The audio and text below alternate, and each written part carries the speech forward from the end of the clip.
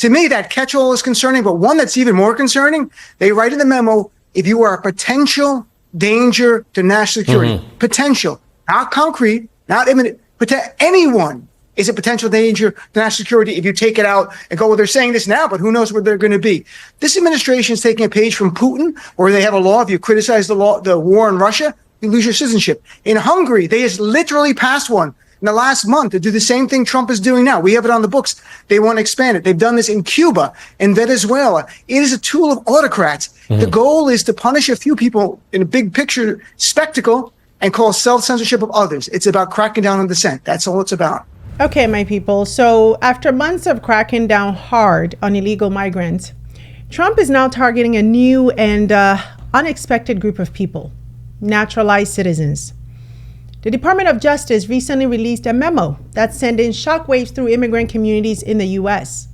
A memo that quietly but clearly puts nearly 25 million immigrants on notice.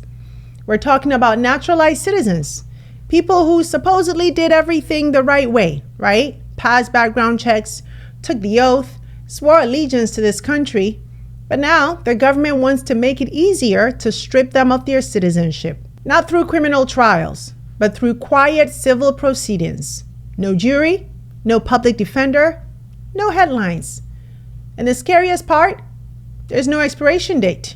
You could have become a U.S. citizen 30 years ago, built a family, built a business, paid your taxes. But if you forgot to check a box on your application, if they find one lie or claim that you lacked what they call good moral character, they could come for you.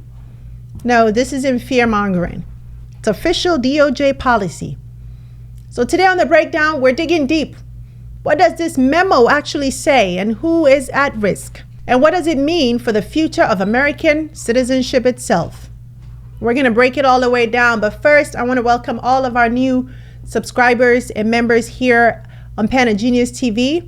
I'm so glad you're here with us. And if you're watching and haven't joined us yet, please consider this your personal invitation.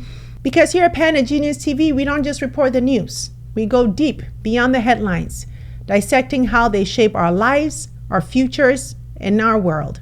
So if this matters to you, then hit subscribe, tap the bell, and join our membership community for more exclusive content.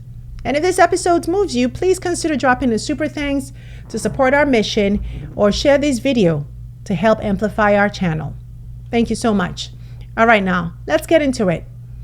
So before we dive into the denaturalization piece, and trust me, we need to understand the bigger picture of what this DOJ memo actually says. This wasn't just about revoking citizenship, no. The memo lays out the full legal agenda of Trump's Department of Justice under Attorney General Pam Bondi. And when you zoom out, it becomes crystal clear that this isn't a memo. It's a manifesto, a full-blown civil enforcement playbook to reshape American policy around Trump's key political objectives. It's important. The memo was sent from Assistant Attorney General Brett A. Shumate to all Civil Division employees at the DOJ and outlines 5 major priorities for the division. Now, this is a division that represents the U.S. in various civil cases, such as defending against challenges to federal programs, enforcing regulations, and handling cases involving fraud, torts, and constitutional issues. So what are the 5 priorities the Attorney General wants them to prioritize? Well, I'm going to summarize each of them for you. Let's break them down. The first one is combating discriminatory practices and policies, basically a full-blown war on DEI, what the Trump administration calls illegal private sector DEI practices. That means diversity, equity, and inclusion initiatives, particularly those connected to race or gender, are now being framed as discriminatory against white Americans. DOJ attorneys are being directed to sue companies and organizations receiving federal funds if they promote or implement DEI policies that are seen as violating civil rights laws. They're doing this using the False Claims Act, meaning institutions could be hit with treble damages, triple the penalties for violations. This is the legal weaponization of anti-DEI sentiment, and it's coming for schools, for companies, nonprofits, anybody that gets federal funding. The second priority is ending anti-Semitism. This is focused on combating anti-Semitism, particularly in response to the October 7th, 2023 terrorist attack in Israel. Now, Trump created a new joint task force to prosecute civil rights violations and terrorism connected to anti-Semitism. So here, the DOJ is signaling a readiness to punish civil actors who don't align with the administration's stance on Israel, and linking anti-Semitism enforcement to broader civil rights powers. The third priority is protecting women and children by targeting gender-affirming care. The memo cites new executive orders for its federal policy to recognize two sexes and to crack down on gender ideology. This includes launching investigations into doctors, hospitals, and pharmaceutical companies that provide gender-affirming care, particularly for minors. Now, the fourth priority is ending sanctuary jurisdictions, which is basically immigration enforcement. But this time, the focus is on states and cities, what they call sanctuary jurisdictions, that refuse to cooperate with federal immigration agents. The DOJ has been ordered to identify and sue any state or local government whose laws, policies, or practices facilitate violations of federal immigration law. What this means is more lawsuits against states like California, New York, and others that try to protect undocumented immigrants. This is part of Trump's broader promise to crack down hard on immigration from day one. And now his civil division is being told to make it happen in court. And finally, the part of the memo we're here to unpack in full: prioritizing denaturalization, a call to aggressively revoke citizenship from naturalized Americans who are deemed to have obtained it unlawfully, fraudulently, or who are now considered a threat. Now let's go through that line by line to really understand what it's saying. The Department of Justice may institute civil proceedings to revoke a person's United States citizenship if an individual either illegally procured naturalization or procured naturalization by concealment of a material fact or by willful misrepresentation. The benefits of civil denaturalization includes the government's ability to revoke the citizenship of individuals who engage in the commission of war crimes, extrajudicial killings, or other serious human rights abuses, to remove naturalized criminals, gang members, or indeed any individuals convicted of crimes who pose an ongoing threat to the United States, and to prevent convicted terrorists from returning to U.S. soil or traveling internationally on a U.S. passport. At a fundamental level, it also supports the overall integrity of the naturalization program by ensuring that those who unlawfully procured citizenship, including those who obtained it through fraud or concealment of material information, do not maintain the benefits of the unlawful procurement. The Civil Division shall prioritize and maximally pursue denaturalization proceedings in all cases permitted by the law and supported by the evidence, to promote the pursuit of all viable denaturalization cases available under Title 8 of the United States Code Section 145 and maintain the integrity of the naturalization system while simultaneously ensuring an appropriate allocation of resources. The Civil Division has established the following categories of priorities for denaturalization cases. Okay, so let's pause for a second. For most people, citizenship is the finish line, right? You go through the paperwork, the background checks, the interviews. You stand, hand over your heart, and you take that oath. You're told you belong now, and you're one of us. But this memo flips that script. Trump's DOJ is making it crystal clear that citizenship is no longer permanent if you weren't born here. Now, let's be clear. Under U.S. law, the government already had the power to revoke someone's citizenship if it was obtained fraudulently. But those cases used to be rare and extreme. Now, the Civil Division is being ordered to maximize and prioritize denaturalization proceedings in all cases permitted by law. And they've listed 10 categories of people they are targeting, many of them very vague and subjective, which is really where the problem lies. Let's break them down. The 10 target categories for denaturalization: 1. National security threats, including people tied to terrorism, espionage, or export violations. 2. Human rights violators, including war criminals or those involved in torture. 3. Felons who hid their crimes.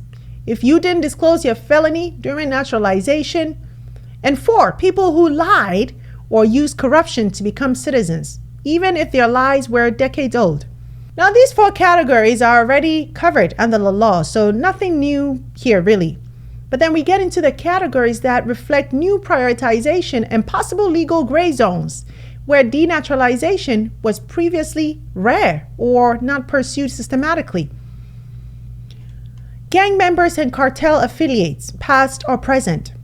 Gang membership alone, without proof of fraud in the citizenship process, was not typically grounds for denaturalization. So Trump's memo prioritizes it as a trigger, regardless of how long ago or whether it was disclosed. And then violent offenders, human trafficking, sex crimes, or other violent acts. Committing a violent crime after becoming a citizen is not normally grounds for a revocation unless it reveals fraud in the application. Trump's memo implies the crime itself justifies denaturalization, which stretches the current interpretation. And then you have financial fraudsters, including PPP loan fraud and Medicare, Medicaid fraud. Yes. Now, these cases were not previously a common focus of denaturalization. Trump is now retroactively revoking citizenship for fraud committed after naturalization, which is controversial, unless it proves that the person lied to gain citizenship. And then private fraudsters, people who scammed individuals or corporations, same as above. Private fraud not committed to immigration or the citizenship process is a newer, more looser justification. And then you have anyone tied to open criminal cases, even if the charges aren't related to terrorism or gangs. This is new and vague. Pending charges alone were not previously used as grounds for denaturalization. This sets a troubling precedent, punishing people before guilt is proven. And then the most troubling part, number 10, any other case that the DOJ thinks is important enough. What? This is completely discretionary and unprecedented. This clause gives the DOJ unchecked power to denaturalize people for almost any reason it sees fit. And here's what's also chilling. The memo clearly states that these categories are guidelines, not limits, which means the DOJ can pursue any naturalized citizen they choose, as long as they believe they can make the case.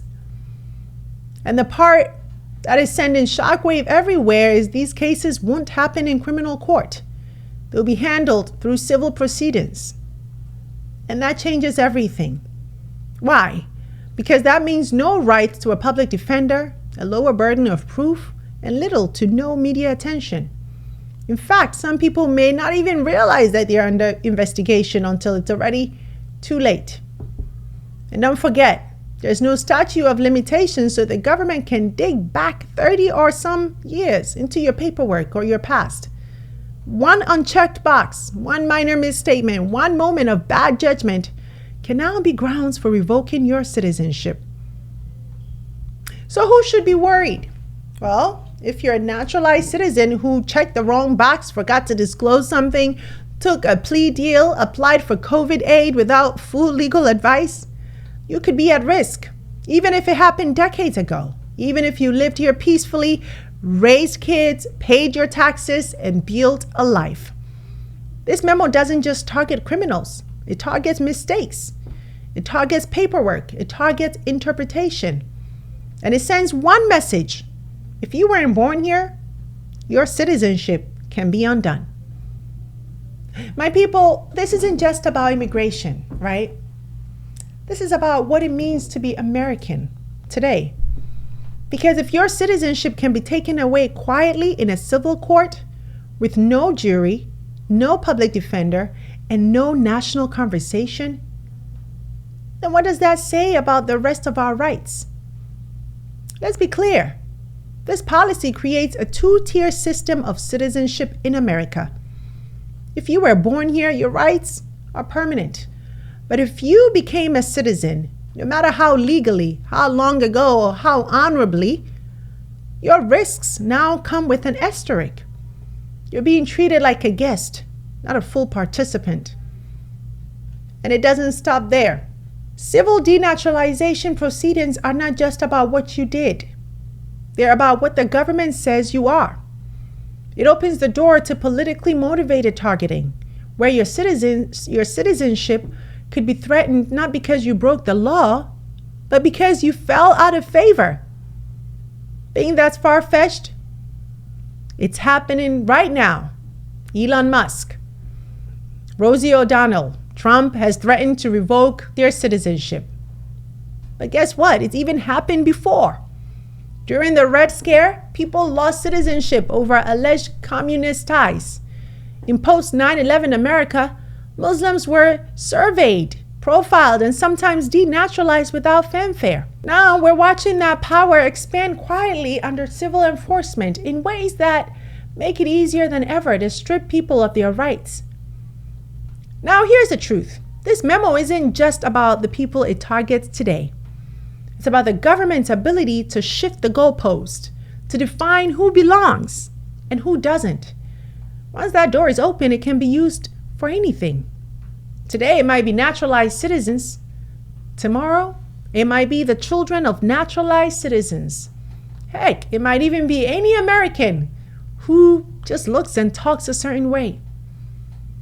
My people, I have been sounding the alarm on this show since day one that we are in trouble. We can't pretend to be surprised, can we? Because even a blind person can see where this was and is still headed. For Black immigrants, for people from the Caribbean, from Africa, from Latin America, this isn't abstract. Many are naturalized citizens. Many came here legally, worked twice as hard, and were told that they would be protected. Now they're being told that protection can vanish with a memo. And it makes every naturalized citizen feel less safe and less American. Because citizenship isn't just a passport, right? It's some sort of a promise. A promise that if you follow the rules, your country will stand by you. But this memo, it breaks that promise. And if we don't speak up, hold our leaders accountable, and defend the sanctity of citizenship, we may find that none of us are as safe as we thought. So what now? Now that we've broken it all the way down, the question is, what do we do with this information? And if you're watching this thinking, well, this doesn't affect me at all, let me remind you again and again and again. When they come for one group in silence, they come for the next with confidence. First, we need legal resistance. Civil rights organizations, immigration lawyers, and community advocates must challenge this memo in court. And we, as a public, must be ready to amplify those fights. Second, we need public outcry. This can't be something that just lives in legal filings and policy memos and gets pushed under the rug. We need voices, loud, persistent, principled, to speak up. And then call your representatives. Share this video. Demand congressional oversight. Because if they're creating a second-class citizenship system, it should be front-page news. And third, we need to stay informed. Let's be honest, most people don't even know that denaturalization is possible.